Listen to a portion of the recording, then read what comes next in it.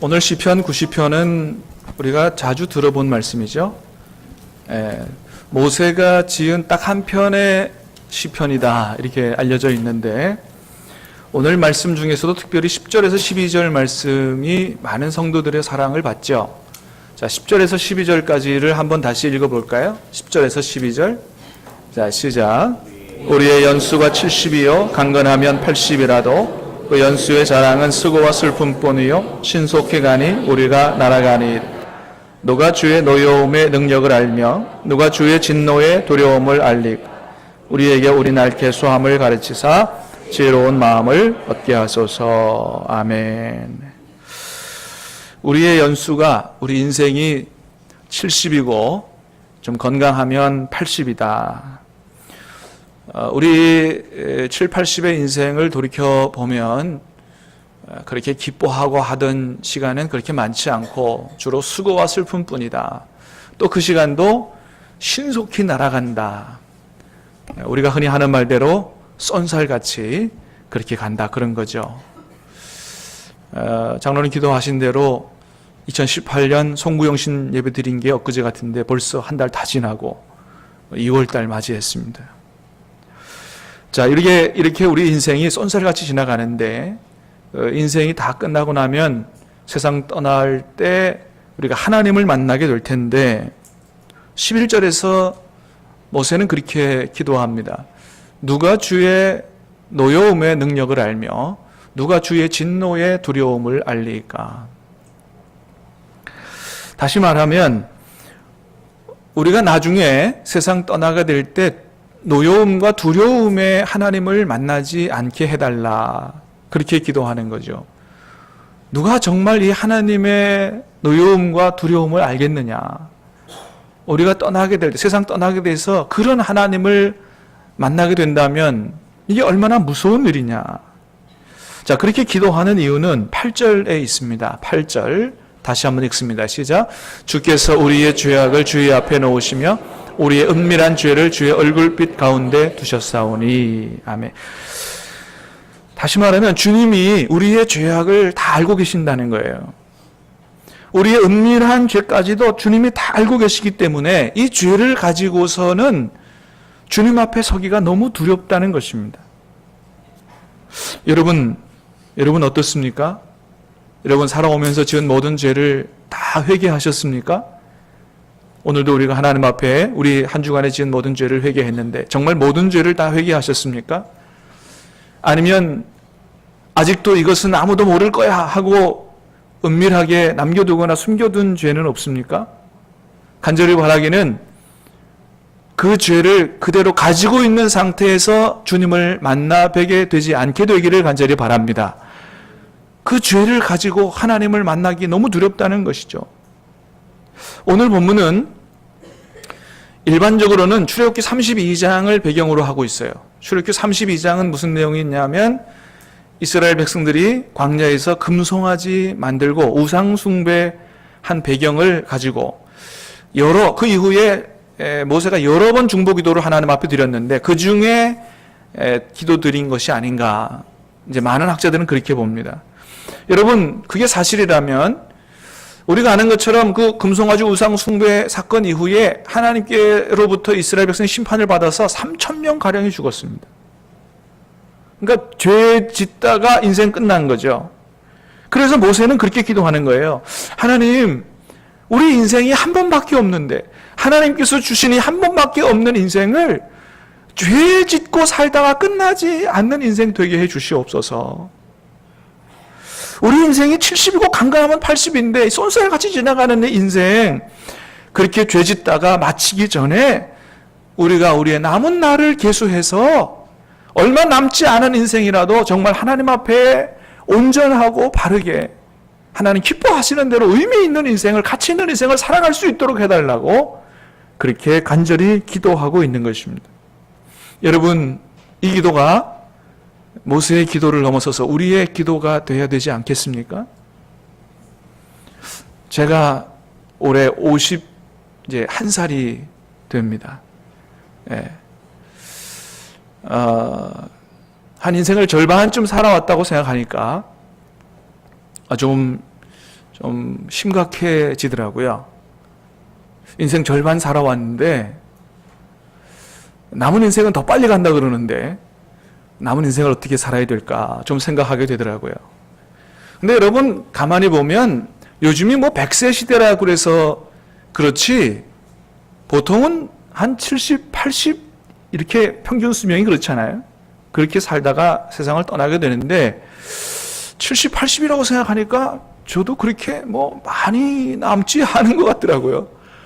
이야, 이거 어떻게 생각하면 서글프기도 하고 어떻게 생각하면 정말 이 남은 인생 얼마 되지 않는 이 시간을 어떻게 살아가야 될 것인가에 대해서 아주 굉장히 심각하게 좀 생각을 하게 되더라고요. 여러분 어떻습니까? 여러분 지난날의 인생을 잘 살아오셨습니까?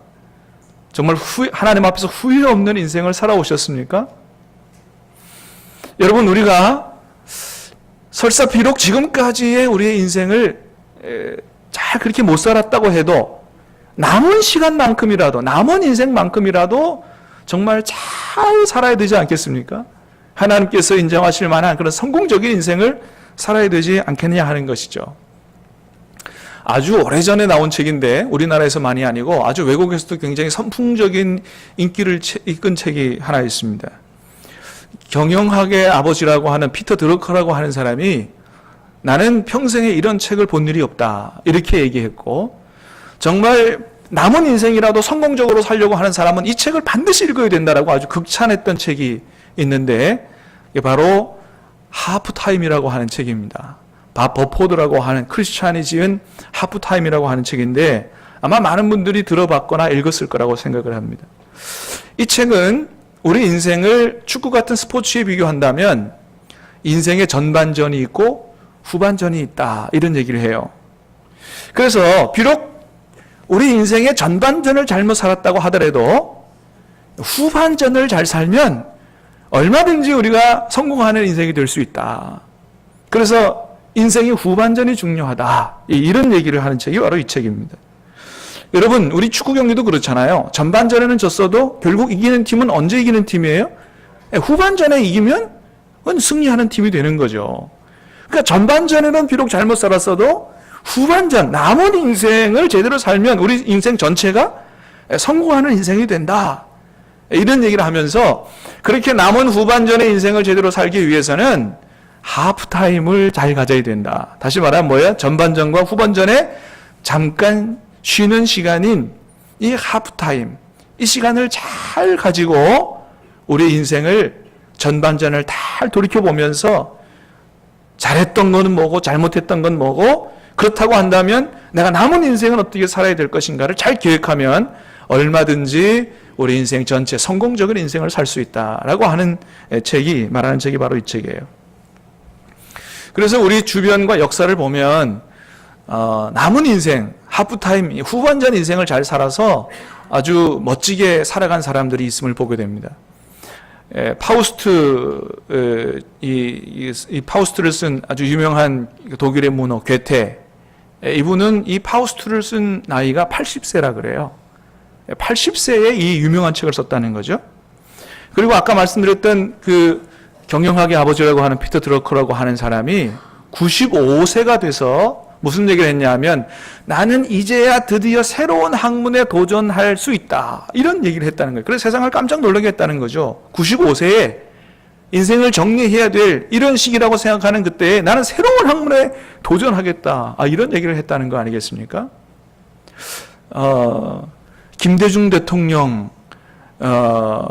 영어 공부를 새롭게 시작한 나이가 50세 정도였다고 그래요.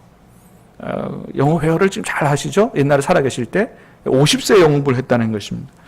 지난번에 우리 교회에 와서 강의해 주셨던 박수웅 장로님, 오랜 동안 마취과 의사로 이렇게 살아오셨지만은 그거보다 내가 남은 인생을 더 귀하게 살아야 되겠다라고 결단하고 마취과 의사를 접고 돈 많이 버는 그 생활을 접고 전 세계를 다니면서 가정을 세우고 청소년, 청년의 인생을 세우는 이런 하나님의 일꾼으로 그렇게 남은 인생의 후반전을 아주 멋지게 살아가는 그런 분을 우리가 봤죠. 여러분 오늘 시편에 모세도 마찬가지라는 거예요. 우리 오늘 시편 모세가 지었는데, 모세는 한 120살까지 살았는데 모세 인생 전체를 크게 세 단계로 구분해 볼 수 있습니다. 그렇죠? 자, 태어나서부터 40세까지는 어디 살았습니까? 애굽에서 왕자로 살았죠. 자, 그 다음에 40세부터 80세까지는 어디에 살았습니까? 예, 광야에서 양치기 하면서 살았습니다. 인생의 반전이 있을 수도 이런 반전이 있을까 생각이 들 정도로 완전히 비교되는 그런 삶을 살았죠. 그 다음에 80세부터 120세까지는 어떻게 살았습니까? 하나님의 부름을 받아서 이스라엘 민족을 애굽에서 구원하는 이스라엘 민족의 구원자로 위대하게 그 인생을 살게 됐죠. 모세의 인생을 크게 세 부분으로 나누면 가장 위대한 인생을 살았던 때는 언제예요? 80세에서 120세까지에. 그러니까 모세는 인생의 후반전 중에서도 후반전을 제대로 살아서 하나님 앞에서 성공적인 인생을 산 사람이다. 이렇게 얘기할 수가 있죠. 그렇습니다. 그래서 우리 인생은 전반전에서 끝나지 않고 남은 인생을 어떻게 사느냐에 따라서 완전히 인생이 달라질 수 있다라는 것을 우리가 성경을 통해서도 보게 된다는 것입니다. 여러분, 그러면 우리가 어떻게 하면 남은 인생을 제대로 살아서 하나님 앞에 성공적인 인생을 살 수 있을까? 이게 중요하지 않겠습니까? 두 가지 말씀을 드리고자 합니다. 첫 번째는 지나간 인생에 대하여 너무 후회하지 말라 하는 것입니다. 왜요? 지난 인생 잘못 살아서도 그거 후회하는 거 돌이킬 수 없는 거죠. 지나간 일은 돌이킬 수가 없어요. 그래서 우리가 지나간 삶에 대해서 돌아보는 것도, 지나간 삶의 설사 잘못이라든지 실패라든지 그런 걸 돌이켜보는 것도 앞으로 그런 일들을 반복하지 않기 위해서, 미래를 위해서 돌이켜봐야 하지, 그 과거의 잘못과 실패를 너무 후회해서 거기에 집착하면 오히려 그 과거의 집착이 오히려 우리의 쓴뿌리가 돼서 우리가 미래를 향하여 나아가는데 발목을 잡기 때문에 우리가 너무 과도하게 과거에 집착하거나 후회해서는 안 된다, 그런 것입니다. 여러분, 사실 우리가 인생을 돌이켜보면 아유, 내가 그때는 왜 그랬을까? 왜 그렇게 어리석게 살았을까? 왜 그렇게 소중한 인생을, 시간을 낭비하고 살았을까? 그렇게 생각이 되는 분들이 아마 많을 거라고 생각이 됩니다. 여러분, 우리 자녀들이 커가면서 사춘기라고 하는 시기를 지나가게 되지요. 사춘기 때가 되면 우리 애들이 부모님 말도 잘 안 듣고 때로는 반항하기도 하고 또 무슨 고민이 그렇게 많은지 그냥 혼자 방에 처박혀가지고 나오지도 않고 또 뭐 자기 나름대로 열심히 한다고 그러는데 부모들이 볼 때는 어리석고 시간 낭비하는 것 같은 그런 시간을 이제 지나가게 되는데, 여러분, 그러나 그 사춘기의 시간이 다 낭비하는 시간만은 아니라는 거죠. 그건 어떤 시간입니까?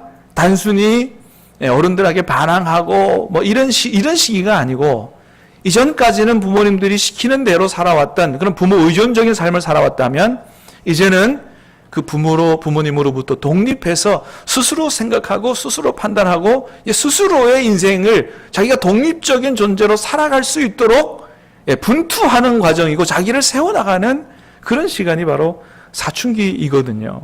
그래서 비록 때로 반항하기도 하고 방황하기도 하지만 그 시간을 정말 하나님의 은혜 가운데 잘 지나면 더 이상 부모님께 의존하는 이런 마마보이 같은 이런 인생을 살지 않고 건전한 생각과 판단을 가지고 자기 인생을 멋지게 살아가는 건강한 사람으로 성장하게 되는 그런 시기가 바로 사춘기다, 이렇게 얘기할 수가 있죠. 저는 사춘기가 늦게 왔습니다. 대학 때 왔습니다, 저는. 그래서 고등학교 때까지는 학교, 집, 교회밖에는 몰랐어요. 그래서 부모님과 선생님이 시키는 대로만 해가지고 제 자랑 같지만은 아주 그냥 모범생으로 자랐습니다. 선생님이 교무실 책상 열쇠를 저한테 맡길 정도로 내가 너는 믿는다. 그럴 정도로 그렇게 선생님과 부모님한테 이렇게 효자로 인정받는 학생으로 그렇게 자랐는데, 자, 그런데 가만히 돌이켜보면 시키는 대로만 했기 때문에 뭐가 부족했느냐? 내 스스로 생각하고 판단하고 문제 해결을 하는 이런 독립심은 굉장히 부족했던 거예요. 그러니까 마마보이처럼 그렇게 자랐던 거죠. 근데 이제 사춘기가 늦게 찾아오면서 오만 것들을 다 이제 고민하게 된 것입니다. 인생이라는 게 뭔지, 공부는 왜 해야 되는 건지, 나라라는 건 뭔지. 제가 1987년 87학번이거든요. 1980년에 영화 하잖아요. 굉장히 시대가 시끄러울 때 도대체 나라라는 건 뭔지, 정의라는 건 뭔지, 신앙생활은 도대체 어떻게 해야 정말 제대로 하는 건지 온갖 것들을 고민하고 답을 얻느라고 꽤 많은 시간을 방황했던 그런 적이 있습니다. 그런데 그런 시간, 그래서 고민하고 방황하며 답을 얻는 그런 시간이 없었다고 한다면 여러분 지금 제가 어떻게 살겠어요? 계속 엄마한테 묻겠죠. 엄마 이럴 때는 목회 어떻게 해야 돼요? 이렇게 교회가 어려운데 지금 목회 어떻게, 여러분 되겠습니까? 안 되겠습니까? 말도 안 되는 거죠 그게. 근데 그런 시간이 있었기 때문에 내가 스스로 때로는 부모님의 자문도 구하지만은 스스로 생각하고 판단하고 그렇게 독립적으로 살아갈 수 있는 그런 건강한 사회인이 된 것이죠. 여러분 그렇습니다. 그래서 그렇기 때문에 지난날 동안에 잘못하고 실수했던 모든 것들이 우리 앞날을 위한 디딤돌이 되지 결코 우리 인생을 넘어지게 하는 걸림돌이 되는 것만은 아니다라고 하는 것입니다. 여러분 하나님께서 우리를 그렇게 대하세요. 우리가 과거에 잘못하고 실패하고 실수하고 했던 거 그거 계속 들춰내가지고 왜 네가 그렇게 살았느냐 계속 나무라 하시는 분이 아니고 우리 지난날의 잘못도 어떻게 해요? 모든 것이 합력하여 선을 이루게 하시는 분이 우리 하나님이신 것입니다. 할렐루야. 그렇습니다 여러분. 모든 것이 합력하여 선을 이룰 수 있도록 우리가 잘못했던 것까지 합력하여 선을 이룰 수 있도록 사도 바울이 주님을 만나기 전까지 얼마나 많은 죄를 짓고 살았어요. 그러나 그것까지도 합력하여 선을 이루게 하심으로 말미암아 평생 동안 하나님 앞에 겸손하게 그렇게 일할 수 있도록 그렇게 사용하시는 분이 바로 우리 하나님이시다라고 하는 것입니다. 여러분 모세 인생도 그렇다는 거예요. 모세 인생은 이렇게 40세까지 애굽의 왕자로 또 80세까지는 광야에서 양치기 하는 삶으로 마지막 120세까지는 이스라엘의 구원자로 살았는데 이 전체 인생 중에서 제일 필요 없어 보이는 시간은 언제입니까? 40세부터 80세까지. 이 귀중한 시간을 이 애굽의 이스라엘 민족의 구원자가 될 사람이 40년 동안 가장 젊은 시간에 가장 능력 있을 시간에 가장 큰 일을 할 수 있는 이런 시간에 양치기나 하고 자기네 양치기나 하고 이렇게 살았다는 게 여러분 얼마나 낭비같이 보여요. 그러나 절대 그렇지 않다는 것이죠. 하나님은 모세를 광야 40년 동안에 미리 앞으로 이스라엘 백성들을 애굽에서 구원하여 가나안 땅으로 가기 위하여 광야를 거쳐가지 않습니까? 40년 동안 미리 광야의 지리를 다 익힐 수 있도록 그렇게 그 시간을 사용하신 거고 또 40년 동안 애굽의 왕자로 살았지만은 그러나 모든 자기의 자랑과 능력과 교만을 다 내려놓고 거기서 오랫동안 참고 인내하고 겸손해지고 또 온유해지는 이런 인내와 온유와 겸손을 훈련시킨 기간이 바로 그 광야 40년 기간이라는 것이죠. 그래서 성경에도 말씀합니다. 이 세상 가운데서 가장 온유함이 뛰어난 사람이 있다면 누구라고요? 그게 바로 모세라고 이야기하고 있습니다. 여러분 그런 광야의 40년의 시간이 훈련 기간이 있었기 때문에 모세가 그렇게 하나님의 위대한 일들을 감당하는 탁월한 이스라엘 민족의 지도자로 그렇게 세워질 수 있었다는 것입니다. 만일 그런 시간이 없었더라면 아마 모세는 그렇게도 힘든 이 이스라엘 민족을 지도하고 이끌어가는 일 그만 중간에서 포기하고 도망갔을지도 몰라요. 얼마나 이스라엘 백성들이 모세의 말을 안 듣습니까? 원망하고 불평합니까? 때로는 이 모세를 때리려고 돌로 치려고 달려드는 이런 이스라엘 백성들 그런 인내와 그런 온유함이 없었다고 한다면 하나님 나는 도저히 못하겠습니다. 그리고는 중간에서 소위 속된 말로 때려치고 도망갔을지도 몰라요. 그러나 그 모든 것들을 다 인내하고 결국 사명을 완수할 수 있었던 이유는 뭐냐 하면 광야 40년 그 시간 때문에 그런 모든 앞으로의 사명을 잘 감당할 수 있었던 것이죠. 그래서 하나님은 모세의 애굽 왕궁에서의 40년뿐만 아니고 광야 생활의 40년도 다 멋지게 사용하셔서 모든 것이 합력하여 선을 이루게 하심으로 앞으로 이스라엘 민족을 구원하여 가나안 땅으로 인도하는 일에 하나님께 귀하게 쓰임받는 인생이 되도록 하나님께서 그렇게 모세의 인생을 이끌어 가셨던 것을 보게 됩니다. 두 번째는 하프타임 시간을 제대로 가지라라고 하는 거예요. 남은 후반전 인생을 제대로 살기 위해서는 하프타임을 제대로 가져야 된다. 여러분, 하프타임이 어떤 시간이라고 그랬습니까? 전반전, 돌아온 인생을 돌아보는 시간이에요. 뭘 잘했는지, 또 뭘 잘못했는지, 이걸 잘 돌아보고 남은 인생을 어떻게 살 것인지를 깊이 생각하고 계획하는 시간이 바로 하프타임이다. 여러분, 전반전 인생을 잘못 살아왔다라고 하는 것이 게으르고 태만해가지고 세상적으로 인정받거나 성공하지 못한 인생을 살아온 것, 그런 것만을 얘기하는 게 아니에요. 비록 세상에서 성공하는 인생이 되었다 할지라도, 억대 연봉을 받고 모두가 부러워하는 위치에 올라가 있다 할지라도, 우리 인생의 성공은 누가 인정해야 성공한 거예요? 하나님이 인정하셔야 성공한 인생이니, 전반전을 돌아볼 때 내가 비록 세상에서 성공한 사람이 됐다 할지라도, 그러나 내가 하나님 앞에서 성공하는 인생을 살아왔느냐를 깊이 생각해 봐야 된다고 하는 것입니다. 내가 나를 향한, 내 인생을 향한 하나님의 계획과 하나님의 뜻은 외면한 채 세상에서 성공하고 높은 위치에 올라가고 돈 많이 벌기 위한 나의 야망, 그런 나의 욕심을 따라 앞만 보고 달려온 그런 인생은 살지 않았는가? 그걸 잘 돌아볼 필요가 있다고 하는 거예요. 요즘에 그 꿈파쇼라고 하는 토크쇼가 이제 부산 경남을 중심으로 활발하게 일어나고 있다고 하는데, 여러분 들어보셨습니까? 꿈파쇼? 꿈파쇼가 뭐라고요? 꿈을 파는 토크쇼예요. 이게 4년 전에 울산에서 최혜숙 씨라고 하는 분이 저분인데, 저분이 이제 시작한 토크쇼인데, 이분이 26살 때 우리나라 IMF 시절에 남편이 사업에 실패하고 나서 이분이 밖에 나가서 같이 맞벌이 하면서 돈을 벌어야 됐던 그런 이제 어려움을 당하게 됐다는 것이죠. 어떻게 하면 돈을 많이 벌 수 있을까 생각을 하다가 보험 설계사 중에 억대 연봉을 받는 분들이 있더라, 이런 얘기를 듣고 보험 설계사 일을 이제 하게 된 것입니다. 그래서 자기도 억대 연봉자가 되기 위해서 얼마나 열심히 일을 했는지, 애들이 어릴 때인데 애들이 학교를 끝나고 오면 차에다 애들 뒤에 둘을 태우고, 그리고 이제 영업을 하러 다니는 거예요.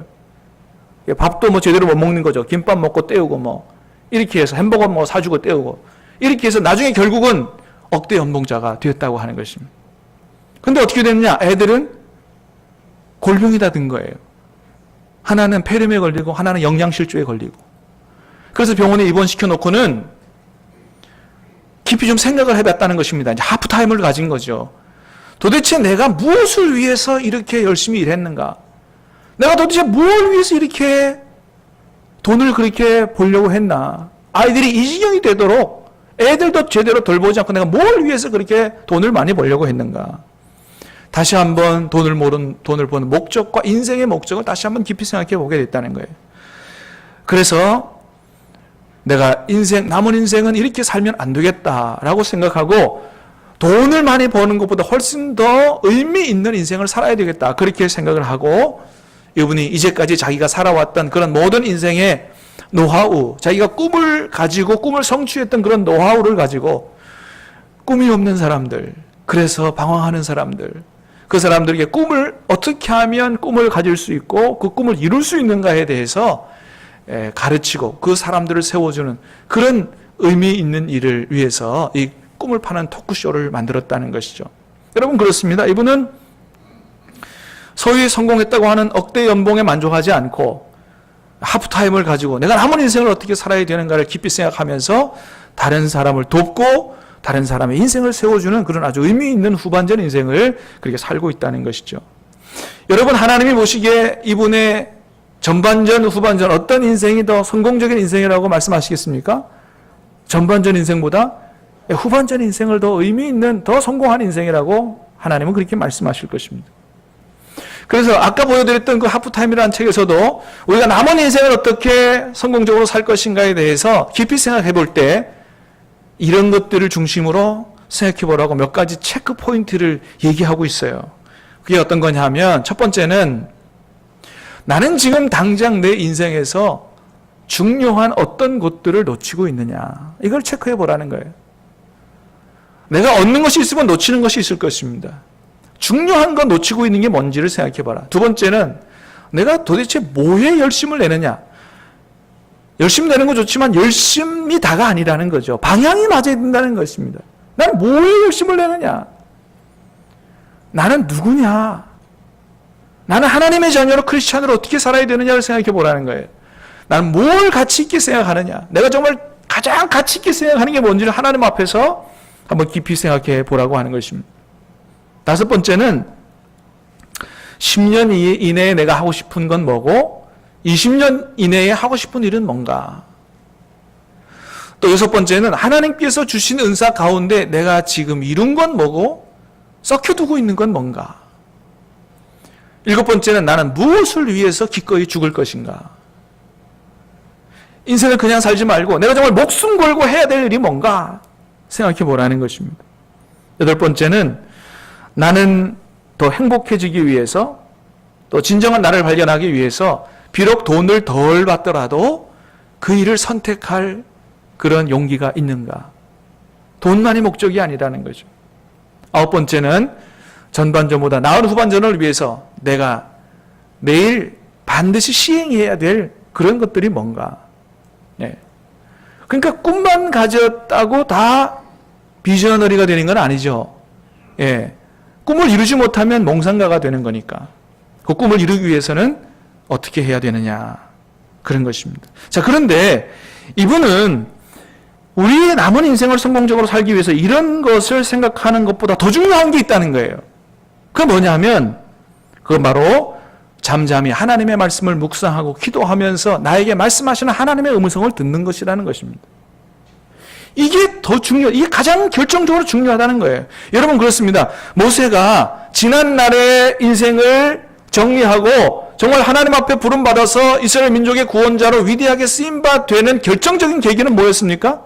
바로 광야에서 시내산에서 모세야 모세야 부르시고 내가 너를 통하여 이스라엘 민족을 애굽에서 구원하기를 원한다고 하는 모세를 향해서 말씀하시는 하나님의 음성을 들었을 때 그때 비로소 모세의 인생이 180도로 바뀌게 된 것을 보게 됩니다. 여러분 사도 바울도 마찬가지 아니겠어요? 이전까지는 교회를 핍박하는 삶을 살았지만 사도 바울의 인생이 언제 완전히 주님을 향한 인생으로 180도 바뀌게 됐습니까? 다메섹 도상에서 사울아 사울아 네가 나를 왜 핍박하느냐는 살아계신 부활하신 주님의 음성을 들었을 때 인생이 완전히 180도 바뀌게 된 것을 보게 됩니다. 여러분 그렇습니다. 우리 인생이 언제 확 바뀌느냐? 나를 향한 살아계신 하나님의 음성을 들을 때 우리 인생이 완전히 변화되게 된다고 하는 것입니다. 사랑하는 여러분, 간절히 원하기는 사랑하는 여러분, 우리 주님이 살아계신 줄 믿습니다. 부활하신 줄 믿습니다. 우리와 함께 계신 줄 믿습니다. 말씀하시는 주님의 살아계신 음성을 들을 수 있게 되기를 주님의 이름으로 축원합니다. 그래요. 여러분, 하나님은 우리의 모든 인생이 하나님 앞에서 성공적인 그런 인생이 되기를 원하십니다. 그러기 위해서는 어떻게 해요? 지난날에 우리의 인생을 반드시 돌아보는 그런 하프타임을 가지라는 거예요. 내 인생을 돌아보라고 하는 것입니다. 내가 지금까지 살아온 인생 그냥 이렇게 그대로 살아가면 하나님께서 정말 너는 성공적인 인생을 살았다 이렇게 말씀하실런지 아니면 내 생활 태도를 바꾸거나 목적을 바꾸거나 내 직업을 바꿔서라도 정말로 다른 인생을 살아야 할 것인지 깊이 생각해 보라고 하는 거예요. 하나님께서 우리를 통해서 이루시려고 하시는 일이 있는데 그것을 외면한 채 그냥 내가 원하는 대로 살아서 나중에 주님 앞에 섰을 때 이놈아 내가 너를 통해서 이런 일을 이루려고 건강 주고 시간 주고 돈도 주고 직장도 주고 직분도 주고 다 했는데 너는 뭘 하다가 왔느냐고 그렇게 책망받을 삶은 아닌지 깊이 생각하고 하나님 앞에 기도해 보라고 하는 것입니다. 여러분 오늘 모세는 바로 그 기도를 하고 있는 거예요. 하나님 우리 남은 인생을 계속하게 하심으로 지혜를 주심으로 말미암아 지난 날까지는 잘못 살아왔다 할지라도 남은 인생을 바르게 살아 하나님 앞에 성공적인 인생을 살게 해달라고 그렇게 간절히 기도하고 있는 것입니다. 사랑하는 여러분, 우리가 우리 남은 인생을 놓고 하나님 앞에 간절히 기도할 때 하나님은 반드시 우리 기도에 응답해 주실 줄로 믿습니다. 남은 인생을 어떻게 살아갈지 깨닫게 해 주실 줄로 믿습니다. 하나님께서 말씀해 주실 거예요. 사랑하는 여러분, 간절히 바라기는 우리 남은 인생만큼은 하나님의 인도를 따라 성공적인 인생을 살 수 있게 되길 바라고 우리가 이 세상을 떠나게 될 때 우리가 마지막 순간에 예수님처럼 그렇게 고백할 수 있게 되기를 바랍니다.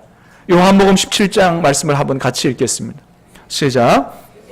이 말씀을 하시고 눈을 들어 하늘을 우러러 이르시되 아버지께서 내게 하라고 주신 일을 내가 이루어 아버지를 이 세상에서 영화롭게 하였사오니 아들을 영화롭게 하사 아들로 아버지를 영화롭게 하게 하옵소서. 아멘. 예수님은 마지막 순간에 이렇게 기도하셨어요. 내게 하라고 주신 일을 이루어 아버지를 영화롭게 하였사오니 나를 아버지와 함께 영화롭게 해달라는 그런 기도로 인생을 마무리하신 것입니다. 사랑하는 여러분, 이 기도가 저와 여러분의 기도가 될 수 있게 되기를 바라고 나중에 주님 앞에 섰을 때 자라있도다 착하고 충성된 아들아 딸아 이런 하나님의 칭찬을 듣게 되기를 주님의 이름으로 축원합니다. 우리 같이 찬양하고 기도하겠습니다.